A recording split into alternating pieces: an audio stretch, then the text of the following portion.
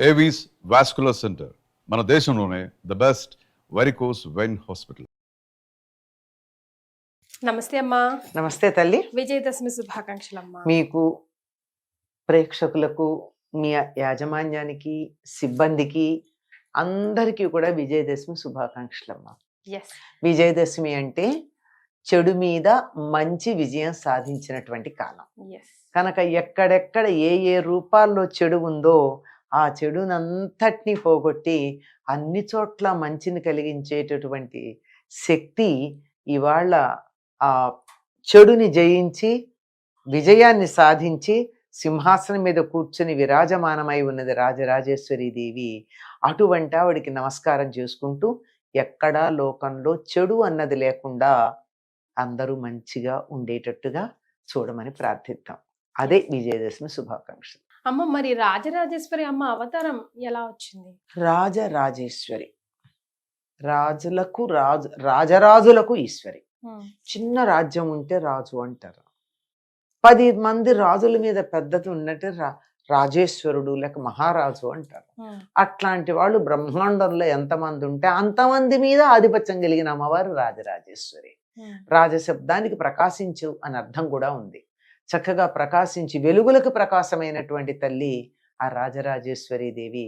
అంబారౌద్రిణి భద్రకాళి భగళ జ్వాలాముఖి వైష్ణవి బ్రహ్మాణి త్రిపురంతకీ సురనుతా దేదీప్యమానోజ్వల చాముండాశ్రితరక్ష పోషక జనని దాక్షాయణి పల్లవి చిద్రూపీ పరదేవతా భగవతి శ్రీరాజరాజేశ్వరి.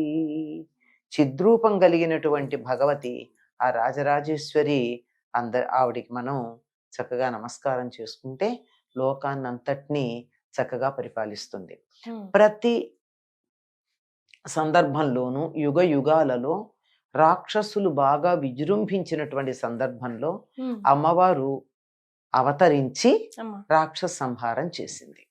ఈ అవతరణ ఎప్పుడూ కూడా ఆశ్వయుజ శుద్ధ పాడ్యమి నాడు జరిగి 9 రోజుల యుద్ధం తరువాత నవమి నాడు రాక్షస సంహారం చేయడం ఫైనల్ చేసి అయిపోయింది గనక దశమి నాడు ఆవిడ సింహాసనం మీద ప్రశాంతంగా కూర్చుని ఉంటుంది. వసిన్యాది వాగ్దేవతలందరూ ఆవిడ చుట్టూ చేరి ఆవిడ్ని కీర్తిస్తూ ఉంటారు.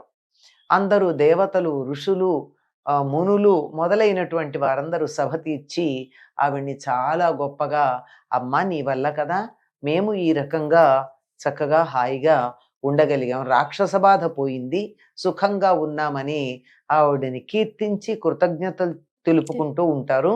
ఆ కృతజ్ఞతలు తెలుపుకుంటూ ఉండే సందర్భంలో అమ్మవారు కొలువు తీర్చి ఉన్న ఏదైతే ఉందో సింహాసనం మీద కూర్చుని అటువంటి ఆవిడ రాజరాజేశ్వరి పరాభట్టారిక అని చెప్తారు. అంటే పరాభట్టారిక అందరికన్నా పైన ఉండేటటువంటి అధినాయకురాలు ఆవిడ. మామూలుగా మిగిలినటువంటి అన్ని అవతారాలలోనూ ఆవిడ సింహం మీద కూర్చునో, పులి మీద కూర్చునో, అలా రథంలో వెళ్ళి యుద్ధం చేసినట్టు ఎక్కడో కనపడుతుంది. ఇక్కడ ఆవిడ ఏం లేదు, సభ తీర్చింది, సింహాసనం మీద చక్కగా కూర్చుంది. హాయిగా ప్రశాంతంగా చిరునవ్వులు చిందిస్తూ చేతిలో చెరుకుగడ పట్టుకుని, ఈవిడ్నే అపరాజితాదేవి అంటారు. పెద్ద పెద్దగా ఆయుధాలు ఉండవు. ఇక్కడ చేతిలో చెరుకుగడ, కొన్ని ఆయుధాలు ఉంటాయి, అస్సలు లేకపోవడం కాదు. ఆయుధాలు లేకపోయినట్టయితే ఎప్పుడైనా శత్రువులకు చులకన అయిపోతాం మనం. కాటేయకపోయినా బుసకొట్టమన్నారుగా, అంచేత అంటూ ఉండాలి. జాగ్రత్త, నా చేతిలో ఆయుధం ఉంది సుమా. రాముడు కూడా అంటాడు, సుగ్రీవుడి దగ్గరికి వెళ్ళి వాలి వెళ్ళి నా దారి మూసుకుపోలేదు ఇంకా అన్నాడు. అంటే జాగ్రత్త, నువ్వు తొందరగా మా పని చెయ్యవలసిందే తప్ప నువ్వు ఇలా కూర్చున్నట్టయితే కుదరదు అని. ఆవిడ చిరునవ్వులు చిందిస్తూ దర్శనాన్ని ఇస్తుంది. ఎడమ చేత్తో చెరుగ్గడని పట్టుకుంటుంది, కుడి చేత్తో అభయముద్రిస్తూ ఉంటుంది. మీకు ఇటువంటి నేను ఇచ్చేదేమిటి, ఎడం చేత్తో ఉన్న చెరుకుగడలో ఉన్నటువంటి తీయదనం లాంటిది ఇస్తానని. ఈవిడ షోడశి మంత్ర అధిష్టాన దేవత. ఎవరైతే పంచదశి మంత్రంలో సిద్ధిని పొందుతారో వాళ్ళకి షోడశి అంటే 16 అక్షరాలు ఉన్నటువంటి మహామంత్రం ఇస్తారు. ఈ మంత్రాధిష్టాన దేవతగా ఈవిడ అర్చిస్తే సమస్తమైనటువంటి శుభాలు కలుగుతాయి అని పెద్దలు చెప్పేటటువంటి మాట. ఈవిడ శ్రీచక్రానికి అధిష్టాన దేవత. ఇంతకుముందు 3 ఆవరణల గురించి చెప్పుకున్నాం. అవును. వాటన్నిటి మీద కూడా ఉన్నటువంటి శక్తి స్వరూపిణి ఈవిడ. ఇచ్ఛా జ్ఞాన క్రియాశక్తులు ఈ మూడింటిని ఇస్తుంది. అంటే ఒక మంచి పని చేయాలనే ఇచ్ఛ, ఎలా చేయాలనే జ్ఞానం, చేయడానికి కావలసిన శక్తి క్రియ, ఈ 3 రకాల శక్తుల్ని ఇచ్చేటటువంటిది. ఈవిడ త్రిపురాత్రయంలో పూజలు అందుకునేది ఈవిడే. 3 త్రిపురాల గురించి మాట్లాడుకున్నాం కదా, 1, 2, 3 అని. వాటిల్లో ఈవిడ్నే అపరాజితాదేవి అని కూడా అంటారు. ఈవిడ స్వయం ప్రకాశం కలిగిన జ్యోతి స్వరూపిణి. సాధారణంగా ఈ దశమి నాడు విజయదశమిగా ఎప్పుడు చెప్పుకుంటాం, విజయ నక్షత్రం అనేటటువంటిది ఆనాడు దర్శనమిస్తుందిట. ఎప్పుడు ఇస్తే దాన్ని విజయదశమిగా మనం చెప్పుకోవడం జరుగుతుంది. ఇప్పుడు అపరాజితాదేవిగా మనకి, అంటే ఎవరు ఈవిడ్ని ఓడించటానికి వీలు లేదు. ఈవిడ పరాజిత కాదు, ఎప్పుడు కూడా విజయం పొందుతుంది తప్ప విజయం పొందుతుంది తప్ప ఎప్పుడు కూడా అపజయం పొందేటటువంటి అవకాశం లేదండి. ఈవిడికి సర్వోదన ప్రీత చిత్త యాకిన్యంబా స్వరూపిణి అని చెప్తాం గనక, సమస్తమైనటువంటి ఓదనములు, సాత్వికమైన ఆహారాలు ఏవైతే ఉన్నాయో అవన్నీ కూడా ఇష్టపడుతుంది గనక, ఈనాడు దీక్ష స్వీకరించినటువంటి వారు కూడా దీక్షా విరమణ పూర్తయి అన్ని రకాలైన పదార్థాలు వేసుకుని షడ్రసోపేతమైన భోజనం అమ్మవారికి నివేదన చేసి తాము కూడా తింటారు. అమ్మ, మరి దశమికి జమ్మి చెట్టుకున్న లింక్ ఏంటమ్మా? అంటే విజయదశమి నాడు జమ్మి చెట్టుకు ఒక ప్రాధాన్యం 2 యుగాలలోనూ ఉంది. శమీ శమయతే పాపం శమీ శత్రు వినాశిని అర్జునస్య ధనుర్ధారి రామస్య ప్రియదర్శిని అని జమ్మిని పూజిస్తాం.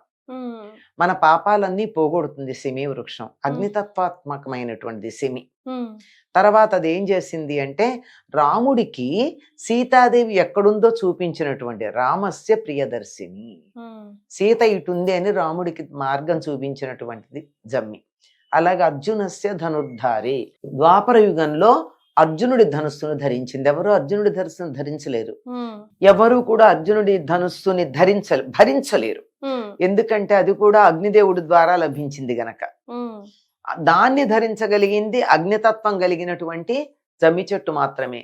అంటే పాండవులు తమ అరణ్యవాసం పూర్తయిన తర్వాత అజ్ఞాతవాసానికి వెళ్ళబోతూ తమని గుర్తించకుండా ఉండడానికి తమ ఆయుధాలను ఒక చెట్టు మీద పెట్టారు.